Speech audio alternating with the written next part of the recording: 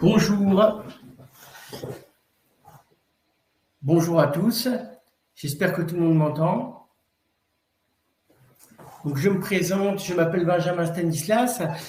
Judith Buchinger va nous rejoindre d'ici 5-10 minutes. Elle a un problème de connexion qui devrait être réglé.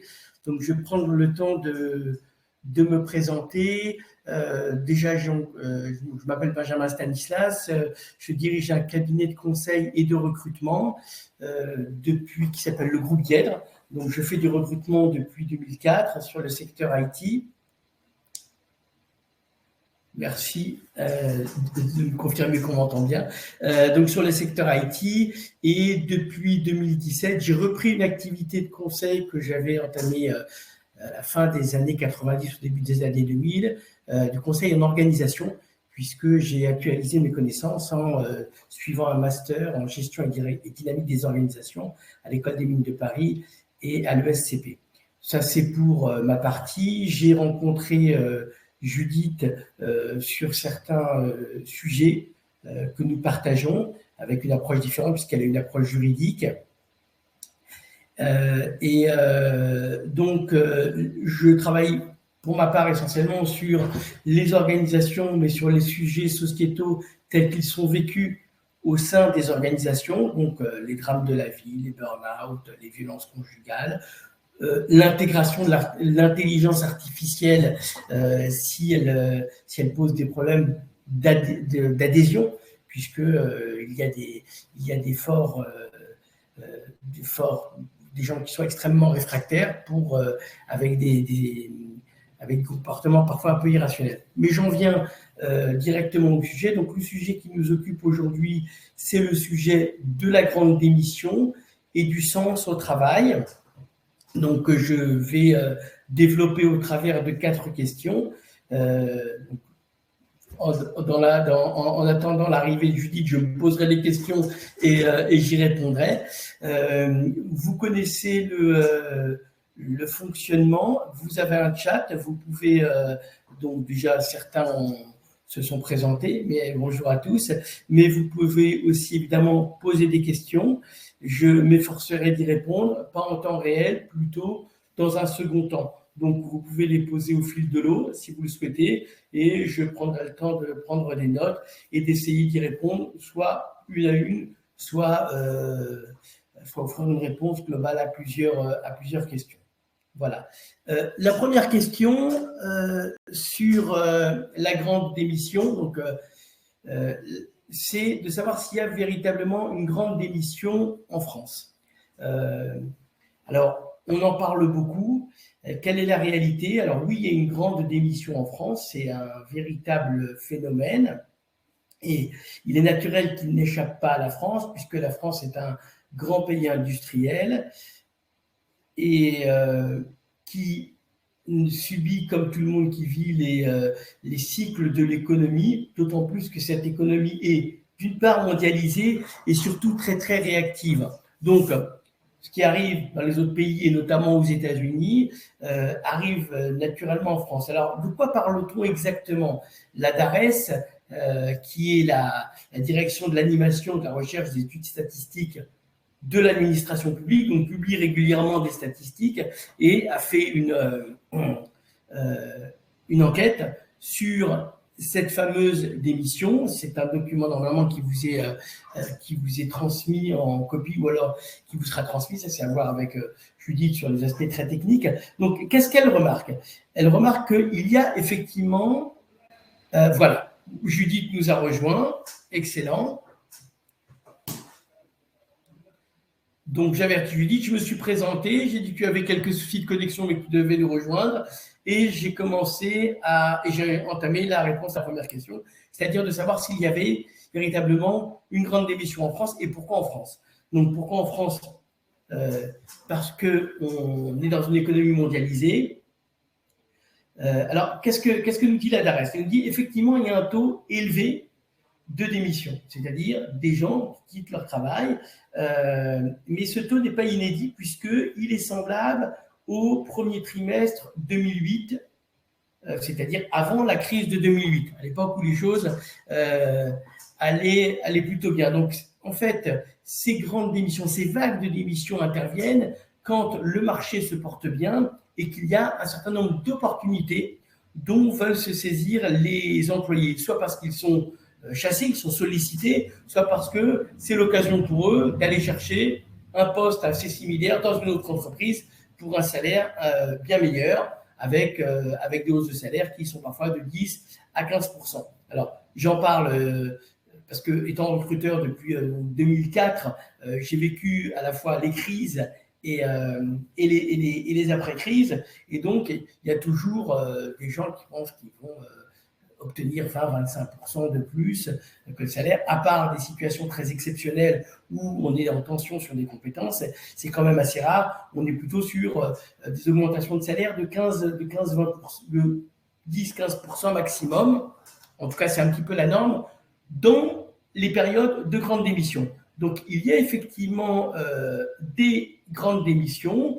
Qu'est-ce qu'on a comme chiffre? On est à 2,7% au premier trimestre 2022 contre 2,9% au premier trimestre 2008. C'est-à-dire que 2,7% de la masse salariale de la France a démissionné au premier trimestre 2022 contre 2,9% en 2008, qui sont des taux extrêmement hauts, mais pas inédits.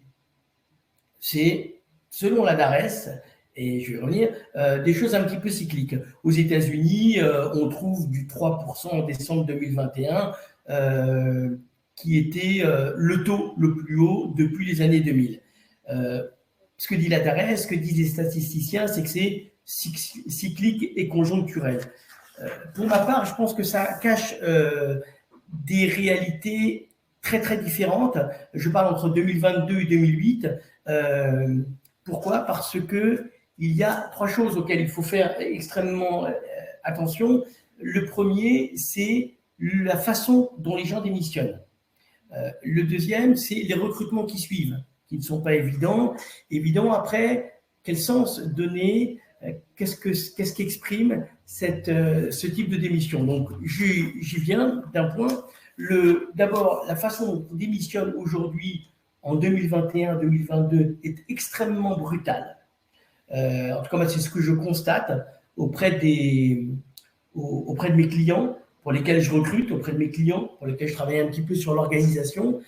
Qu'est-ce qu'ils racontent? Vous savez que quand un client me contacte et me demande de recruter un profil particulier, la première question que je pose, la première question que posent tous les recruteurs, c'est est-ce qu'on remplace quelqu'un ou est-ce que c'est une création de poste? Et on nous dit, et c'est là quand on nous demande, quand on nous dit que c'était un remplacement, on demande ce qui s'est passé. Et là, on sent bien si nos interlocuteurs, si les RH, si les managers sont un petit peu gênés ou s'ils sont francs. La plupart du temps, on comprend bien que la démission a eu lieu sans vraiment que les gens s'y attendent. Donc, ce qu'il y avait auparavant, c'est-à-dire ce qu'il y avait il y a encore une dizaine d'années, les entretiens préalables où pas les entretiens licenciement, mais quand le salarié avertit son manager que les choses ne vont pas très bien, qu'il sont nouveaux RH, ça fait une période de préavis qui est un peu plus longue, même si après la démission est effective et qu'on essaie de raccourcir au maximum la période de préavis. Dans la réalité, si j'ose dire, la période de préavis entre le moment où le salarié a souhaité démissionner et où sa démission est devenue effective et il a quitté l'entreprise, il s'est écoulé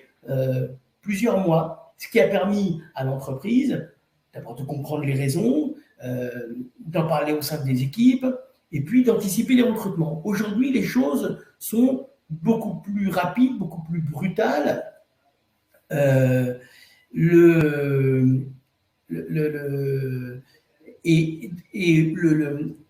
des exemples d'ailleurs les plus marquants, c'est ce fameux ghosting qu'on trouve au travail. Alors, le ghosting, vous savez ce que c'est probablement sur les réseaux sociaux de rencontres, sur les réseaux de rencontres, c'est que quand deux personnes se rencontrent et donc elles ont une relation, de plusieurs semaines, voire de plusieurs mois. Quand l'un veut quitter l'autre, souvent, il arrête de communiquer. Bonjour, on se voit ce soir. Non, on ne se voit plus. Et la personne ne répond pas. Et elle nous revient. Et comme ça, elle disparaît. C'est le ghosting, qui vient de ghost, qui veut dire fantôme. Elle disparaît un petit peu de la relation. On a trouvé ce même phénomène dans le milieu du travail. C'est-à-dire que les gens quittent leur entreprise, quittent leur travail comme d'habitude le mardi à 18h, bonsoir à demain, le lendemain, ils ne reviennent pas. Et on les appelle, ils ne répondent pas, on acte l'abandon de poste, le licenciement pour faute, et dans ces cas-là, les gens quittent l'entreprise sans jamais avoir même dit au revoir et touchent pour autant des allocations.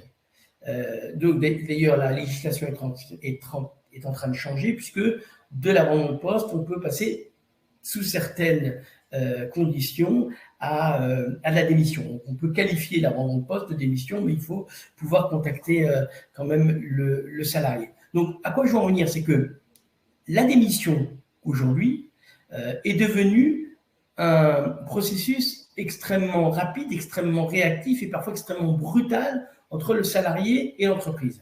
Je ne prends pas parti, les entreprises ont été aussi parfois très brutales dans le cadre de licenciement, donc c'est peut-être aussi un effet miroir.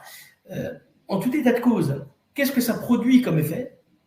Contrairement à ce que certains indicateurs laissent à penser, le recrutement derrière sont extrêmement compliqués. Effectivement, les gens s'en vont, ça laisse une place vacante, et puis les gens s'en vont souvent sur un autre poste, donc ça crée des recrutements, mais ce turnover est extrêmement anxiogène. D'abord, les équipes, je parle pas les équipes sont très secouées par un départ rapide. Je ne parle pas d'un départ type ghosting, mais un départ qui se fait en 3 semaines où tout semblait bien aller et les gens décident de partir rapidement sans donner plus de détails. Donc, les équipes sont déstabilisées, le manager ne sait pas s'il s'est bien comporté ou mal, ne sait pas bien quoi penser, le DRH doit rapidement anticiper, doit préparer un recrutement qu'il n'avait pas anticipé, pour lequel il n'avait pas provisionné de fonds, parce que ça coûte un recrutement, des missions qui sont déstabilisées. Donc, il y a donc cette grande démission existe.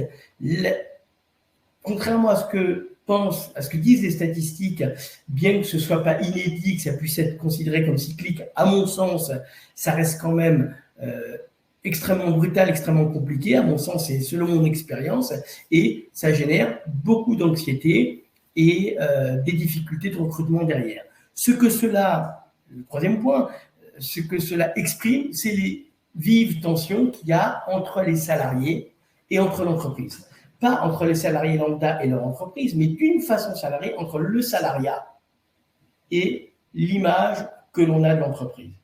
Et ça, c'est l'un des aspects de la violence dans les rapports au travail. La violence, les rapports managériaux, mais les rapports aussi entre collègues sont parfois extrêmement abrupts, comme on peut souvent le voir. Donc ça, c'était la première question. Est-ce que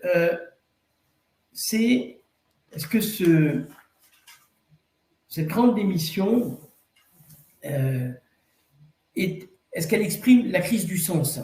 On parle beaucoup de sens au travail. C'est aussi le deuxième thème de ce webinaire. Alors, évidemment, tout le monde a entendu parler du sens au travail. Tout le monde en parle beaucoup. On en parle énormément dans les études.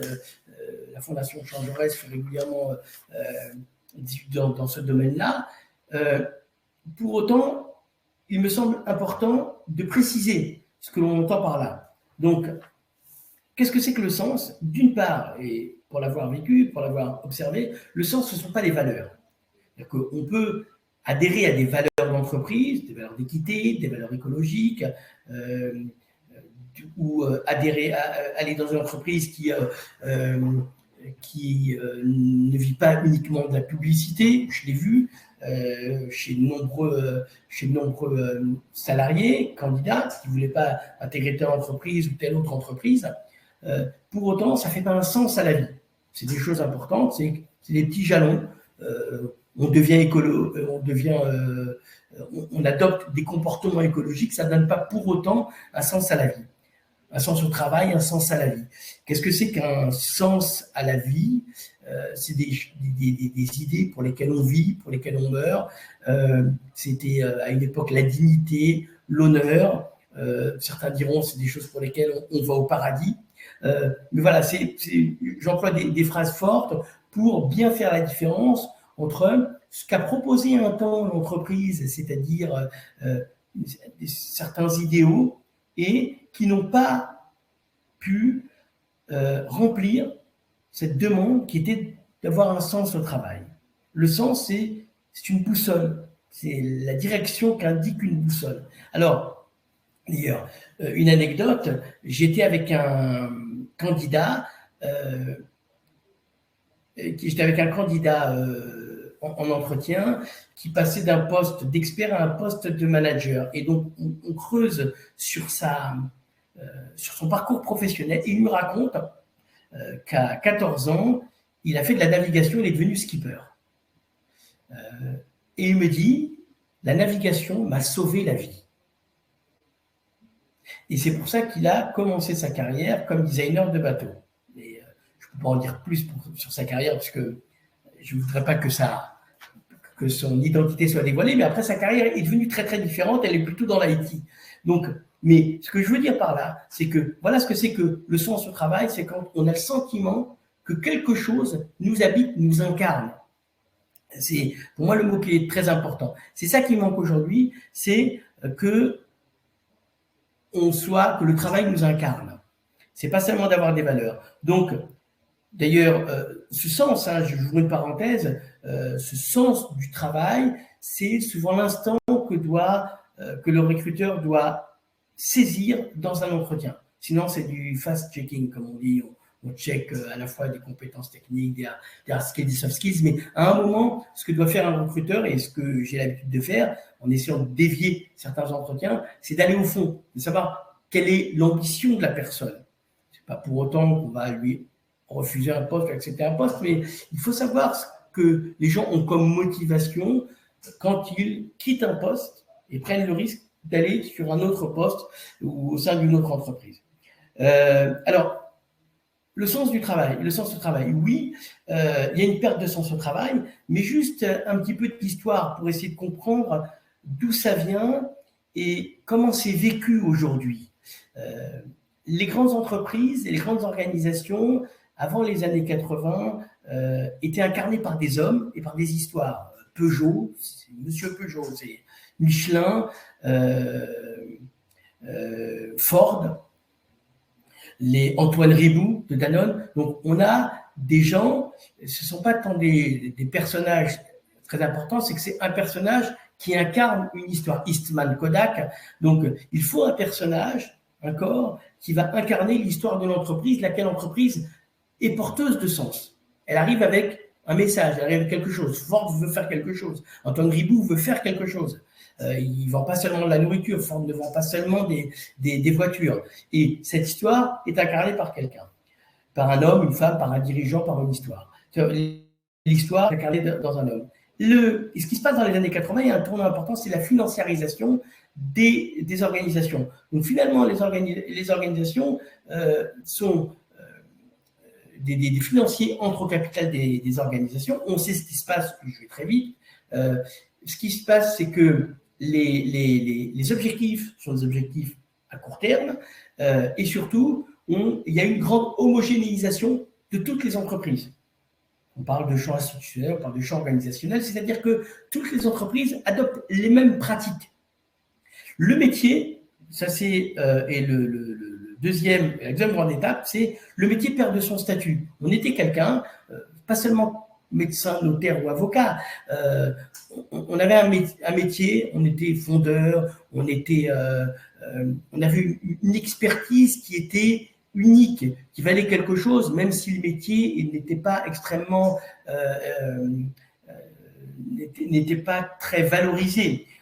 On peut se demander d'ailleurs, j'ai l'image des des gens qui ont été refroidir le réacteur nucléaire de Fukushima. Comment ont-ils fait? Là, on retrouve l'idée de d'honneur et l'idée de compétence. Ils sont allés sachant qu'ils allaient mourir. Donc là, on retrouve le sens du travail, mais qui est associé à un métier, à une compétence. Il y a eu la perte du métier, on a perdu le compagnonnage, on a perdu le statut du métier. Et de là, ça a été remplacé par des compétences. Les compétences devant servir des objectifs étant mesurés par des indicateurs. Et tout cela, c'est lissé, c'est homogénéisé. Donc, le métier ayant disparu, ayant perdu son statut social, on retrouve aujourd'hui, et c'est ce qu'on retrouve dans les études, où les gens, le travail est beaucoup moins important dans leur vie que ce qu'il était auparavant. En 30 ans, on a perdu 36 points. C'est-à-dire qu'on était sur 63% de personnes qui admettaient que le travail était central dans leur vie, et on arrive à quelque chose comme 29% aujourd'hui. Donc, on sait bien que ce qui est très structurant dans la vie des personnes, c'est la façon dont ils vont évoluer dans leur vie privée, comment ils vont s'épanouir, et le bien-être. Le travail est beaucoup moins important, le métier est beaucoup moins important, beaucoup moins valorisant. Et pour moi, un troisième point qu'on en met souvent, c'est le corps. Le corps a disparu. C'est-à-dire que, évidemment, que le corps est un sujet central dans le travail. Il y a les troubles musculo-squelettiques, il y a tout ce qui est autour de l'ergonomie, il y a tout ce qui est lié aux accidents de travail, mais le corps aussi est important, même pour les gens qui, comme moi, qui font du conseil, qui sont dans le service.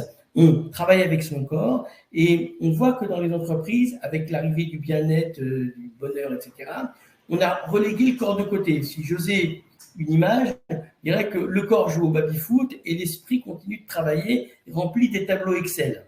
C'est ça, le corps a disparu. Alors, on sait bien, les psychanalystes l'ont vu, les sociologues l'ont vu, le travail a cette fonction qui est de continuer à donner une fonctionnalité au corps. C'est ce corps qui nous donne des sensations, des émotions qu'on arrive à partager et qui donne du sens à notre vie. Je passais chez un client et il avait fêté un pot récemment parce que quelqu'un avait fait une très belle affaire, un petit peu inédite, une très belle réussite. Excusez-moi. Et une employée a profité de ce moment-là pour annoncer qu'elle était enceinte. Et elle a dit, et elle n'a pas annoncé pour dire qu'elle partait en congé dans 2 semaines ou quoi que ce soit, elle est extrêmement loin de la période à partir de laquelle elle sera en congé maternité. D'ailleurs, elle a annoncé dans la foulée que pour son précédent enfant, jusqu'au 7e mois, elle était au taquet, etc. Mais il y a là, vous voyez, quelque chose du partage des émotions, une émotion particulière, une émotion vraiment liée au corps, liée à la famille. Aujourd'hui, on a relégué le corps quelque part. Donc, qu'est-ce que fait l'esprit? Je veux dire, travaille, mais les sensations sont complètement absentes. Et surtout, on a demandé au corps d'avoir d'autres sensations. Alors, je ne dénie pas l'importance de la qualité de vie au travail. Ce n'est pas ce dont il s'agit. Il s'agit vraiment de chercher un autre bien-être, une autre fantaisie, du ludique au travail, de façon à ce que le corps ne ressente absolument pas le travail. Et ça me semble être ça qui fait perdre le sens au travail. On perd le sens, on perd les émotions, on perd la capacité à échanger. Et d'ailleurs, un des grands problèmes de l'épuisement professionnel, que ce soit le burn-out ou des épuisements un petit peu moins dangereux, c'est l'effondrement du corps. Parce qu'il est plus sollicité, du point de vue affectif, du point de vue émotionnel.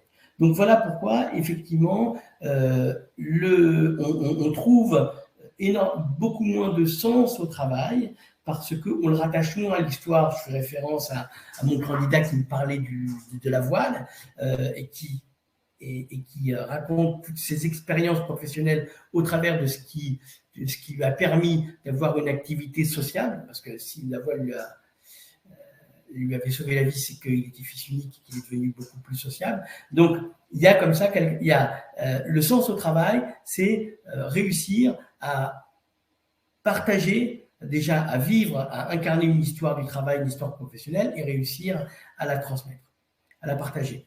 Je prends mon souffle et je demande à Judith si elle veut ajouter quelque chose sur cette question. Alors, merci beaucoup pour cet exposé passionnant, Benjamin. J'ai une question à te poser extrêmement pragmatique et qui parlera sans aucun doute à nos participants du webinaire de ce jour, que j'invite d'ailleurs à interagir dans le chat parce que les notions sont vastes. Et je vous le dis, voilà, de vive voix, vous pouvez télécharger plus de 21 documents dans l'onglet Files et qui vous serviront véritablement de guide pour accompagner les salariés ou les agents sur cette question-là de la démission. Le constat est très clair, tu l'as posé de manière très intéressante et très complexe. Maintenant, pourquoi est-ce que les entreprises s'entêtent à proposer des solutions éminemment, de mon point de vue d'avocate, cosmétiques à cette question de sens au travail? C'est-à-dire que moi, je vois dans pas mal de structures au sein desquelles j'interviens, parfois dans le cadre de formation de sensibilisation, il y a des salles de baby-foot, il y a la maraîchère bio, il y a la salle de sieste, il y a des intervenants qui viennent entre midi et 2, et on voit bien que les entreprises multiplient les initiatives pour permettre de fédérer, on va dire, un peu les troupes, ou pour permettre aux gens de trouver au sein de l'entreprise un espace de détente, de relaxation, où le collectif a un petit peu sens, et ça ne fonctionne pas. Pourquoi ça ne fonctionne pas, Benjamin, de 1, et de 2, pourquoi est-ce que les entreprises s'entêtent dans ce type d'initiative qui, somme toute, ne porte pas des fruits considérables? Alors, il y a une demande de qualité de vie au travail. Et donc ça, on rejoint là plutôt la qualité de vie au travail. Après, pour la qualité de vie, on essaie de faire un petit peu ce que l'on peut. Le deuxième point, on va parler à un moment de vie privée, vie professionnelle, mais il y a quelque chose d'assez étonnant qui a été relevé par l'IFOP, c'est que les salariés demandent que l'entreprise s'intéresse plus ou les accompagne dans des pratiques leur permettant d'améliorer leur santé physique et psychologique globalement. Donc, il y a quand même une demande des salariés que l'entreprise offre un petit peu plus que des missions, de la reconnaissance, etc. D'avoir un environnement un petit peu plus riche. Donc, l'entreprise le fournit un petit peu. Mais ça, on est plutôt, à mon avis, uniquement sur la qualité de vie au travail. Et puis en plus, ça permet de dire qu'ils sont joyeux. S'il y a un burn-out, c'est pas complètement c'est pas de leur responsabilité. Ils ont fait tout ce qu'il fallait. Pour moi, c'est très différent, à nouveau, du sens au travail. Les gens, le travail n'est plus structurant pour les gens parce que, alors, soit parce que c'est un mouvement social et parce que c'est l'évolution de la société et donc le travail sera de moins en moins structurant pour tout le monde, mais pour ma part, j'en doute fort, soit parce qu'on n'a pas réussi à mettre de contenu, se sentir utile, se sentir à faire quelque chose. On parle énormément donc, pourquoi ils ont utilisé, pour répondre à ta question, on utilise des moyens cosmétiques, d'abord parce que c'est ce qui est demandé, et deuxièmement parce qu'on ne va pas au fond des choses. Et si on va au fond des choses, eh bien, on voit qu'il y a trop d'homogénéisation. C'est toujours les mêmes indicateurs, c'est toujours les mêmes travaux. J'avais une collègue qui était recruteuse et qui est devenue DRH d'un très, très gros éditeur de logiciels américain. C'est une très belle progression. Comment se passe le travail? Très bien, je remplis des tableaux Excel. Tableau Excel. Donc, il y a un moment, évidemment qu'elle ne faisait pas que ça, mais à un moment, quand on a le sentiment que l'essentiel de nos efforts consiste à remplir des cases qui sont similaires à ce qu'on fait dans une autre entreprise et dans une autre entreprise, ça vide de son sens. C'est ce à quoi je voulais en venir, c'est qu'il y a une forte homogénéisation des pratiques d'une entreprise à l'autre, d'un continent à l'autre. Et cette homogénéisation, elle est aussi portée parce que les outils sont devenus standards. Donc, une grosse entreprise prend un outil, elle le peaufine. ça lui convient. Et puis après, si toutes les entreprises veulent lui ressembler, ce qu'on appelle le champ institutionnel, veulent ressembler, alors elles prennent le même outil. D'abord, ça permet de communiquer très rapidement, et puis en plus, ça permet d'homogénéiser les pratiques, et puis ça permet de recruter. Parce qu'on recrute quelqu'un qui va dire je vais utiliser le même outil que je pourrais utiliser dans l'autre entreprise. Donc finalement, on se retrouve dans un cercle vicieux d'homogénéisation des pratiques et dans lequel l'entreprise elle-même commence à perdre de sa substance. Si l'entreprise perd de sa substance, elle ne peut pas la transmettre à l'employé. Et donc, on en revient à ne mettre que des mesures cosmétiques et puis à nouveau qui sont très homogènes. Donc ce qu'il faut, c'est qu'une entreprise retrouve son histoire. Vous savez que Bang & Olufsen s'est fait rattraper par Sony, c'est une vieille entreprise de son qui date des années 30, elle s'est fait rattraper par Sony dans les années 80, mais pour se renouveler, elle a renouvelé toute sa gamme, mais elle a dit qu'elle a fait appel à toute son histoire. Il faut avoir une histoire. Il faut avoir une histoire, il faut avoir du sens. Et même les médecins aujourd'hui, un médecin, il ne fait pas que soigner, c'est déjà énorme, soigner, sauver, accompagner, il fait partie aussi d'une histoire. Les services sociaux ont une histoire. Donc, et quand les entreprises se coupent de leurs racines, se coupent de leur histoire, alors ils n'arrivent plus à alimenter une carrière d'une personne, le sens d'une carrière d'une personne, parce que la carrière, elle s'inscrit dans l'entreprise. Bon, alors si elle n'arrive pas, alors ça veut dire que la carrière, c'est du personnel, c'est de l'individuel. Mais on en revient à je veux mon épanouissement. Mon travail va m'épanouir directement et ne va pas être nourri par l'histoire de l'entreprise. Voilà. J'ai une autre question, Benjamin, et avant d'arriver au contour plus juridique et judiciaire de la question, qui sont assez, succincts, puisque la démission, c'est un acte relativement libre, mais j'y arriverai juste après. Un petit peu comme une sorte de synthèse à ton intervention sur ces deux premières questions, puisqu'on s'adresse principalement à des assistants sociaux dans ce webinaire qui sont souvent au front, c'est-à-dire que ce sont ceux qui absorbent la parole des salariés ou des agents lorsque ça va mal, lorsqu'ils veulent quitter leur contexte professionnel. Quels conseils, quelles questions, quels mots tu les inviterais à poser face à un salarié ou un agent qui vient les voir en leur disant pas simplement je suis victime de harcèlement, de discrimination, ou je pense faire un burn-out, ou je vais me mettre en arrêt maladie. Non, quelqu'un qui vient leur dire moi j'en peux plus, j'ai envie de démissionner. Sachant que les assistants sociaux sont dans une posture relativement neutre, c'est-à-dire d'accompagnement, mais qu'il ou elle travaille pour l'entreprise. C'est-à-dire qu'ils ont aussi une obligation, je dirais, de loyauté. Et je vous invite à interagir dans le chat pour me dire si c'est bien la manière dont vous vivez les choses dans les structures dans lesquelles vous travaillez. Elles ont un devoir de loyauté, ils ou elles ont un devoir de loyauté à l'égard de la structure dans laquelle ils travaillent. Donc, d'une certaine manière, par ricochet, de prévenir ces éventuels mouvements de démission. Donc, dans ce contexte-là de loyauté vis-à-vis de l'entreprise, comment un assistant social, avec quel type de questions, sans être bien évidemment recruteur, mais peut aider à prévenir ce mouvement-là? Alors, je vais répondre par deux choses. D'abord, on peut parler avant. On n'a pas besoin d'attendre la crise.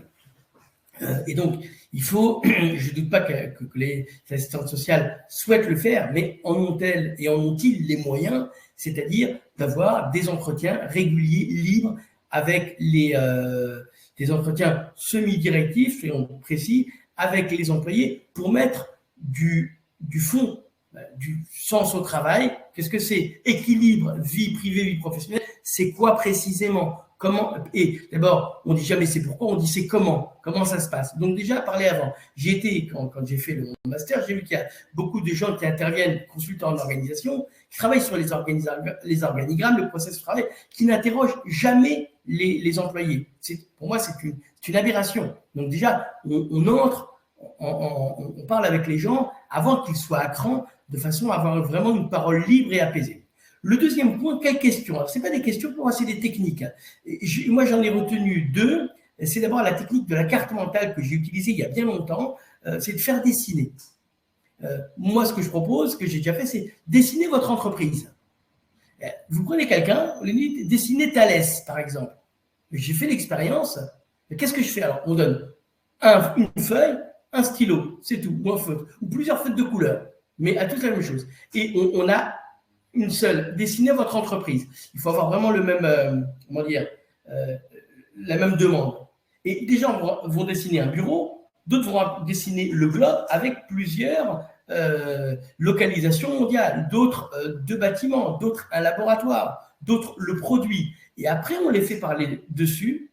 Et après, on leur dit, mais où est-ce que vous êtes, vous? Alors, deuxième question, positionnez-vous dans l'entreprise. Et ils se dessinent eux-mêmes. Donc là, après, on ouvre la parole sur ce qu'ils font et ce qu'ils sont dans l'entreprise, avec un support qui permet d'éviter les discours convenus. Parce que, comme personne ne s'attend au dessin, on les a fait sortir du champ.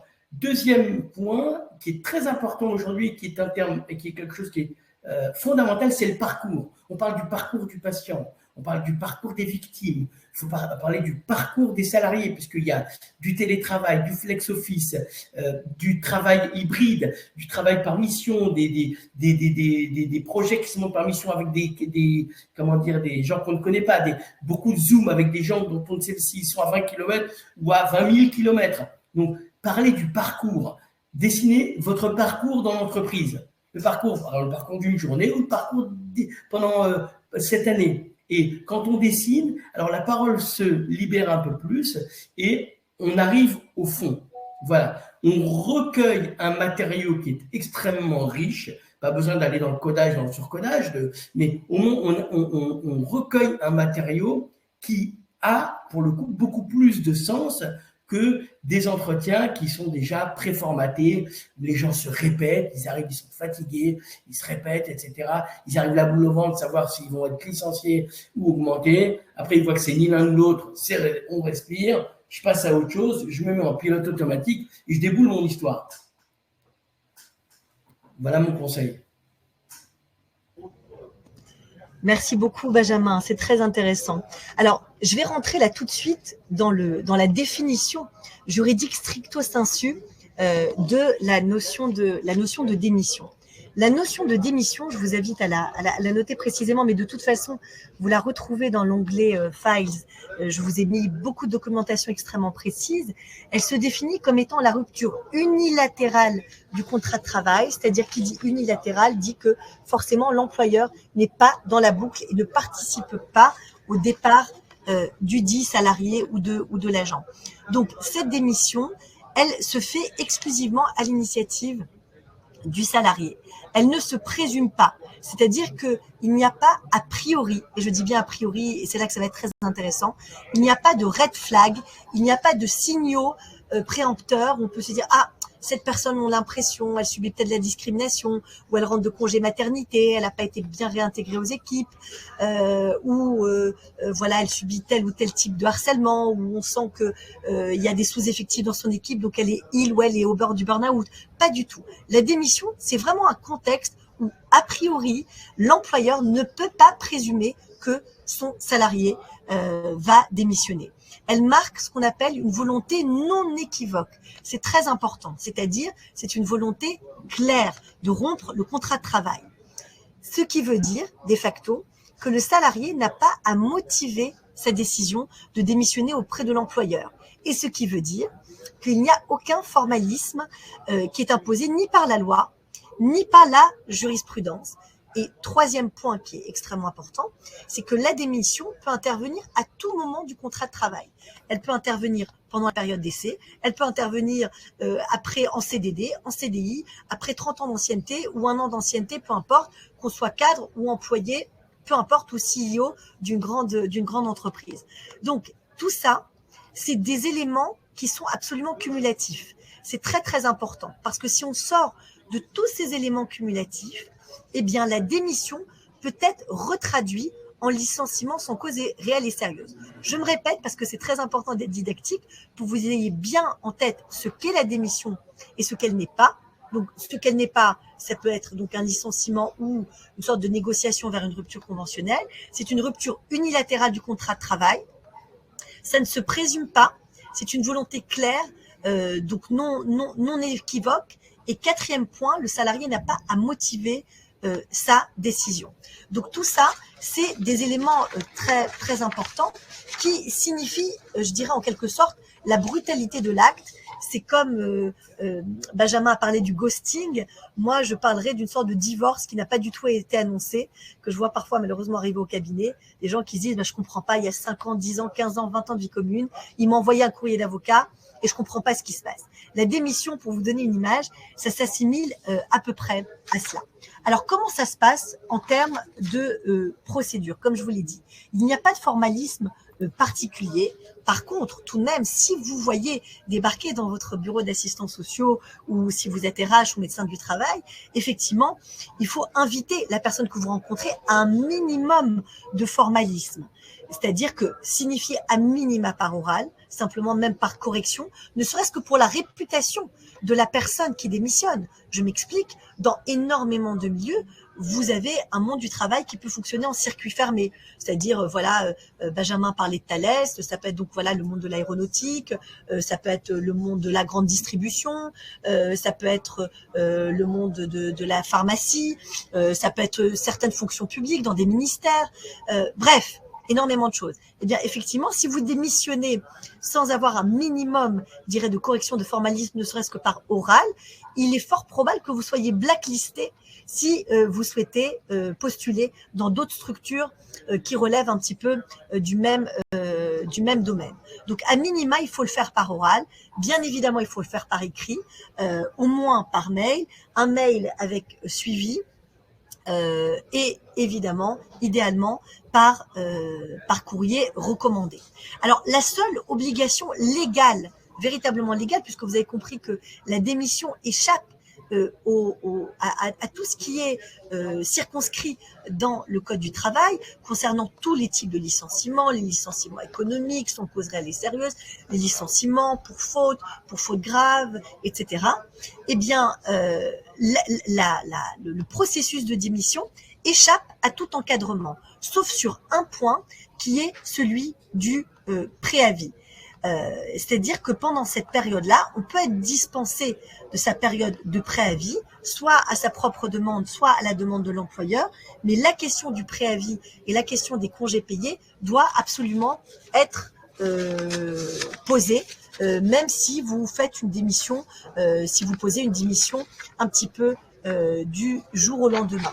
Donc, du côté de l'employeur, et c'est là aussi que sur cette question de démission, vous êtes, je dirais vous, surtout assistant social, à l'intersection de l'accompagnement du salarié lui-même et aussi du fait que vous représentez l'entreprise, c'est que bien que donc cette démission, c'est une rupture, donc comme on l'a dit, unilatérale, eh bien vous avez une période qui est quand même, qui peut être dangereuse pour l'employeur, c'est la période d'essai.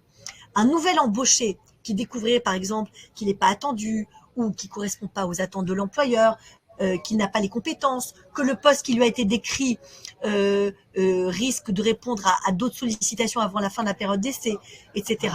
Eh bien, le délai de prévenance pour quitter l'entreprise, il est de 48 heures et vous avez parfois une durée réduite de 24 heures. Et le salarié en CDI, lui, quand il est démissionnaire, sauf en cas de dispense, il doit poursuivre son activité jusqu'à la fin du préavis. Donc cette question de préavis, elle est très importante. Elle est importante d'abord pour un simple formalisme, elle est surtout importante pour l'employeur parce que la personne qui a démissionné, si l'employeur n'a pas fait respecter cet espace-temps du préavis, eh bien cette personne, bien qu'elle ait démissionné, pourrait éventuellement se retourner contre l'employeur pour non-respect de toutes les obligations qui concernent le préavis. Donc, effectivement, la démission, donc vous avez compris, il n'y a pas de formalisme, sauf sur cet espace-temps du préavis. Et c'est un acte qui est extrêmement dangereux, sauf si vous avez un filet, je dirais, si vous avez un autre travail qui vous attend quelque part, parce que vous n'avez pas droit au chômage, vous ne pouvez pas demander d'indemnité, vous ne pouvez pas négocier quoi que ce soit, comme je le fais très souvent pour les salariés que j'accompagne dans le cadre de rupture conventionnelle, c'est-à-dire la rupture conventionnelle qui s'assimile à une sorte de divorce à l'amiable avec l'employeur, mais dans laquelle vous pouvez négocier ce qu'on appelle des indemnités transactionnelles, qui sont rédigées, inscrites dans le cadre d'un protocole transactionnel et qui sont des indemnités qui peuvent être très intéressantes, qui correspondent peu ou prou à ce qu'on appelle aujourd'hui le barème Macron et beaucoup plus que le barème Macron, si effectivement il y a eu des formes de harcèlement, de discrimination, quelque type de risque psychosocial que ce soit. C'est-à-dire que ce que je veux signifier par là, c'est que la démission doit être vierge absolument de tout grief avec l'employeur. Si vous avez un grief avec l'employeur, il ne faut pas démissionner.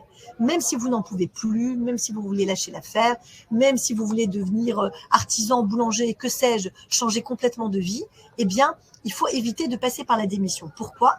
Parce que sauf avoir, comme je le disais, un filet de sécurité, vous n'avez pas d'indemnité de quelque ordre que ce soit et vous pouvez toucher simplement, comme je viens de le dire, l'indemnité compensatrice de préavis et de congés payés.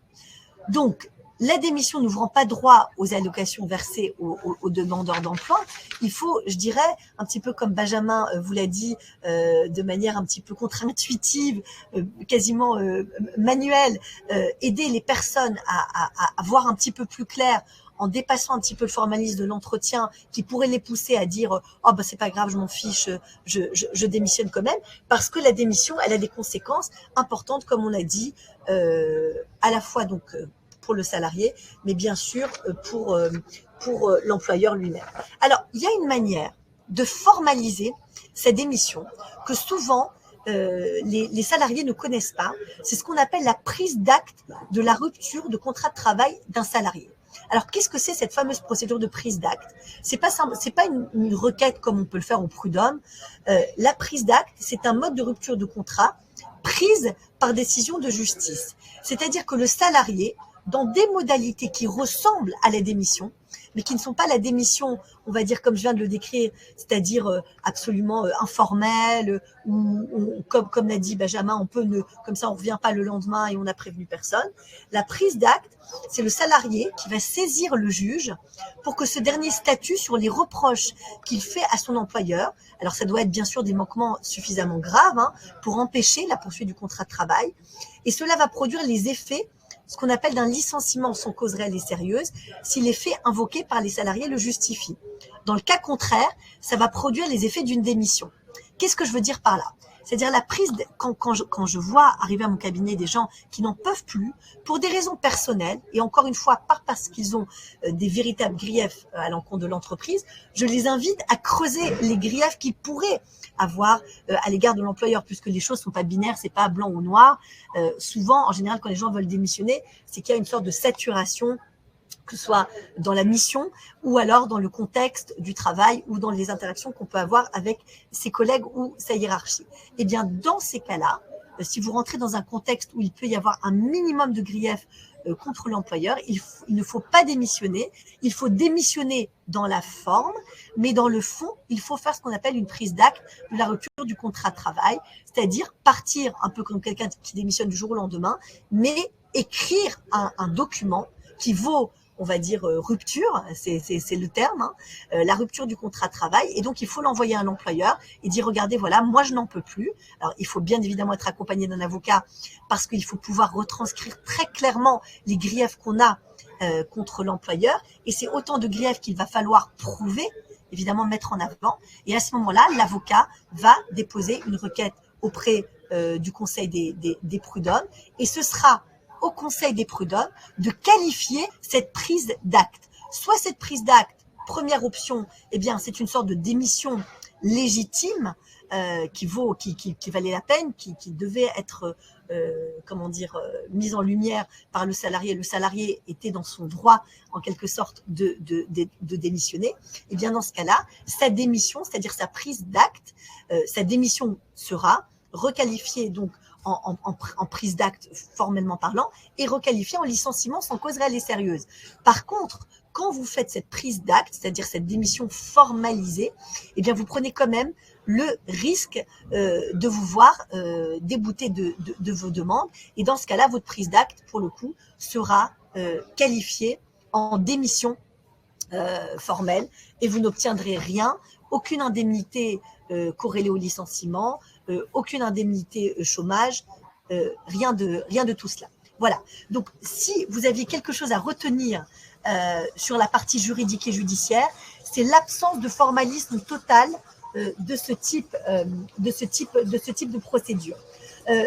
J'aimerais te poser une question, excusez-moi pour le bruit autour de moi, une question, Benjamin, et c'est une question à laquelle moi je suis souvent confrontée en cabinet d'avocat, c'est la question de la démission, en fait de la fausse démission, c'est-à-dire de dire je pars, mais en fait j'ai pas vraiment envie de partir, retenez-moi, voilà. Et donc la proposition de la démission qui serait en réalité une volonté de négocier avec l'employeur. Est-ce que toi, ça te semble pertinent d'annoncer une forme de démission, mais je dirais là aussi un petit peu cosmétique, formelle, simplement pour que l'employeur nous retienne? Oui, mais c'est à double tranchant. Alors, ce qu'on fait, si on veut recruter dans ce sens-là, ce qui est plus intéressant, je pense qu'il est plus malin, ce qui se fait souvent, c'est, vous savez, je suis sollicité. Ou alors, j'ai une proposition. J'ai la proposition, j'ai un recruteur qui m'a fait déjà soit qui m'a contacté, soit, ça y est, j'ai une proposition, qu'est-ce que je fais?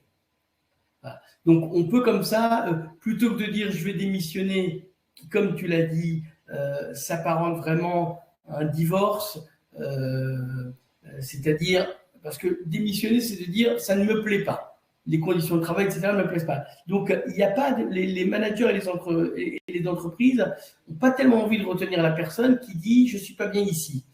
Ils peuvent la retenir le temps de finir la mission, le temps de le remplacer. Mais c'est pas très adroit. En revanche, de dire on me propose mieux, comprenez-moi, c'est intéressant, j'aimerais vraiment rester, mais j'ai vraiment je suis sollicité et j'ai vraiment une proposition, ça c'est intéressant.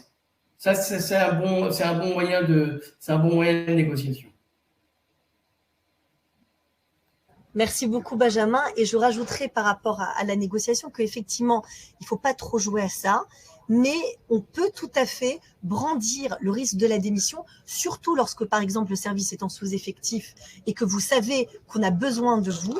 Ça peut, par exemple, j'ai le cas, et je vais tout de suite répondre à la question de Laurence, qui est très intéressante sur la différence entre démission et abandon de poste. Vous avez parfois des gens, moi j'ai le cas de cadres qui sont depuis longtemps dans leur structure et qui ne sont pas augmentés, ou alors qui sont à la tête d'un service qui sont en sous-effectif, qui sont parfois au bord du burn-out, mais qui ne veulent pas vraiment quitter leur entreprise, qui ont un petit peu relayé auprès de la RH, leur N+1, que ça n'allait pas, mais ça n'est pas entendu. Eh bien, je peux vous dire que l'épée de Damoclès de la démission peut sacrément faire peur à l'employeur, et c'est vraiment un outil de négociation. Donc oui, utiliser la démission comme un outil de négociation, je dirais un petit peu cosmétique, sous l'angle retenez-moi, mais à la seule sur la seule considération que effectivement vous pouvez mettre en avant que vous n'avez pas eu d'évolution, c'est-à-dire des éléments concrets, que vous n'évoluez pas assez ou que vous êtes dans un contexte de travail qui est vraiment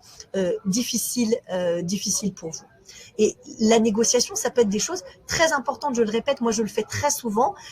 Tout ce qui est protocole transactionnel, ça peut être des montants importants qui se chiffrent à 50 000, 100 000, 150 000, parfois 200 000 euros quand vous avez vraiment une grande ancienneté. Et surtout, la négociation, on l'oublie, c'est pas simplement monnaie sonnante et trébuchante, c'est parfois aussi la possibilité d'avoir de disposer d'un projet formation annuel. Moi, ce que je négocie souvent pour les personnes qui viennent me voir, c'est par exemple d'avoir, je sais pas, d'avoir une reconversion. Moi, j'ai eu des clients qui ont voulu faire du coaching à haut niveau. Bon, bah, j'ai négocié pour eux une formation à Paris-Dauphine de 18 000 euros ou à HEC de 25 000 euros ou que sais-je, ou parfois dans l'artisanat, une reconversion, etc. Eh bien là, l'entreprise est souvent beaucoup plus prompte à négocier, c'est-à-dire à la fois de manière hybride une partie transactionnelle en euros et aussi une partie sous forme de formation. Et ça, c'est quelque chose qui est très intéressant parce que ça permet véritablement aux personnes de rebondir non seulement sur le plan financier, mais aussi sur le plan professionnel. Je réponds tout de suite à votre question, Laurence. L'abandon de poste, ça se manifeste par le comportement du salarié qui quitte son poste de travail sans autorisation de l'employeur ou qui s'absente de manière prolongée ou répétée sans justificatif pendant ses heures de travail.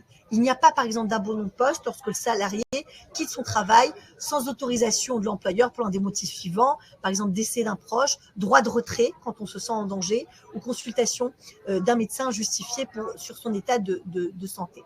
Quelles sont les conséquences sur le contrat de travail lorsque le salarié quitte son poste ou ne se présente plus à son poste de travail sans justification légitime? Il ne va pas percevoir de salaire et l'absence du salarié prolongée va suspendre son contrat de travail. Et dans le cas d'un abandon de poste, l'employeur, et c'est ça qui est très important à savoir, n'a aucune obligation de licencier le salarié. L'employeur aura deux solutions. Soit il mettra en demeure, il enverra un courrier de mise en demeure au salarié lui demandant de reprendre le travail, lui demandant de justifier son absence. Et en l'absence du retour du salarié, que fait l'employeur? C'est-à-dire que quand l'abandon de poste qui se prolonge dans le temps va s'assimiler, Laurence, à ce qu'on appelle, de ce qu'on décrit aujourd'hui, une démission stricto sensu, eh bien l'employeur pourra soit faire, mettre une sanction disciplinaire ou licencier la personne pour cause réelle et sérieuse ou alors pour faute grave.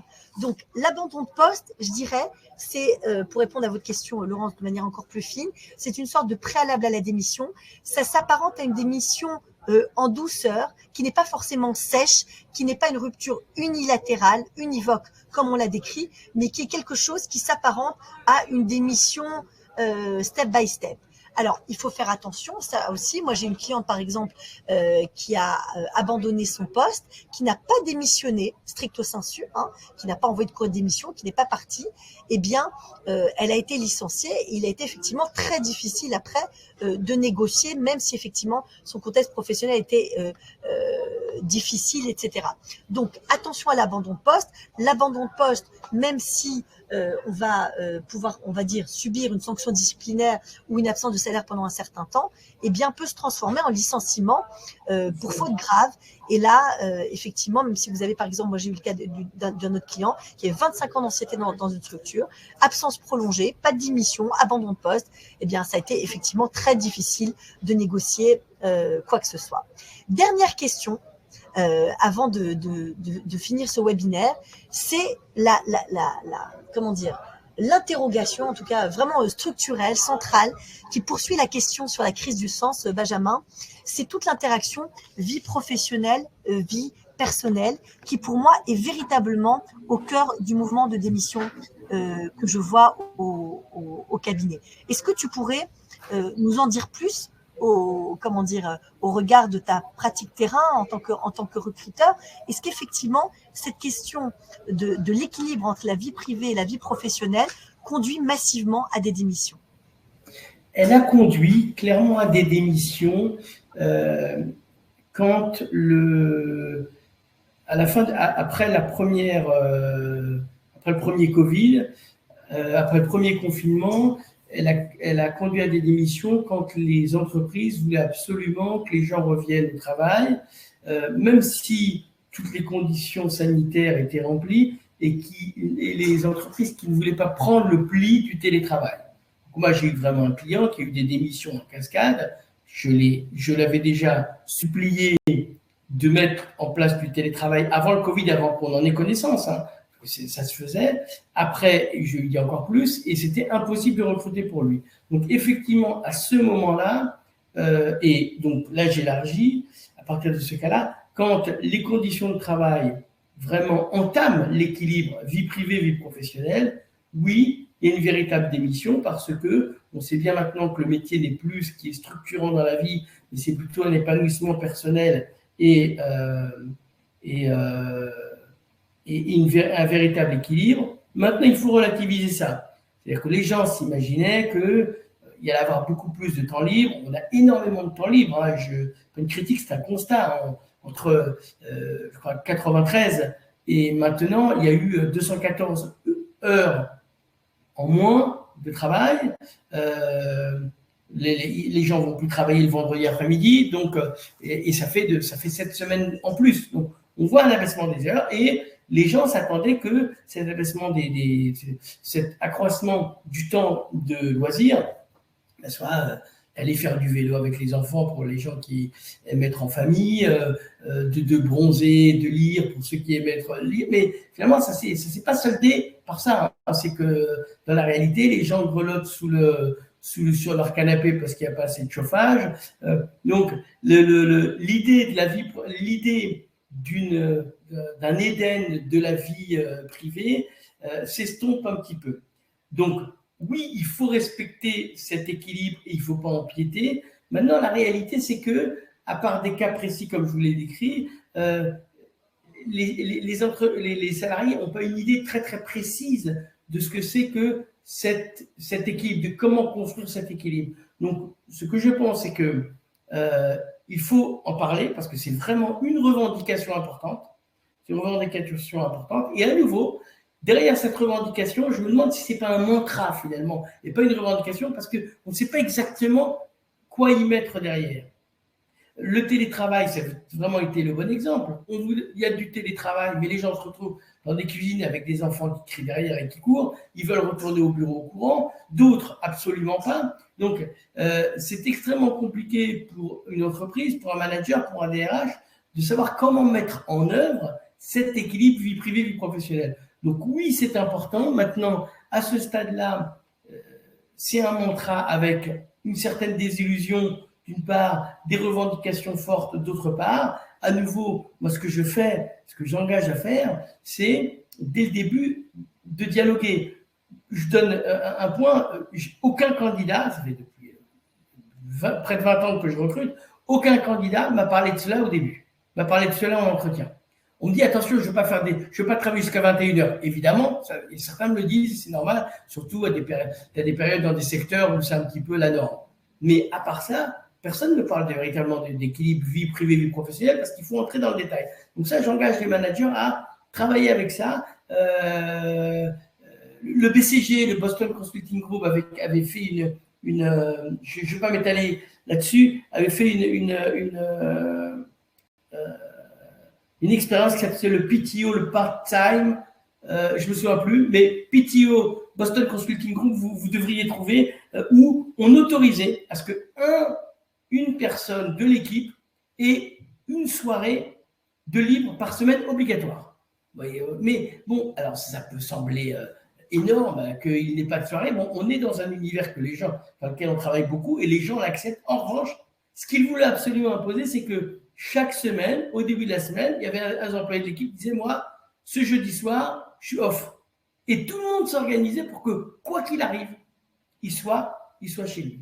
Donc voilà, par exemple, des choses qui sont artisanales, j'ai envie de dire, artisanales à mettre en œuvre dans une équipe. Là où il y a un véritable respect de l'équilibre vie privée, vie professionnelle. Ça se construit dans le dialogue et ça se construit aussi dans le collectif. Merci beaucoup, Benjamin. Alors, il est 15h04 et on va essayer de tenir le timing. Vous voyez, on vous a offert une sorte d'arc-en-ciel à double regard de cette question de la démission. Moi, pour vous terminer sur un point juridique et judiciaire, est-ce qu'on peut contester une démission qu'on a soi-même provoquée?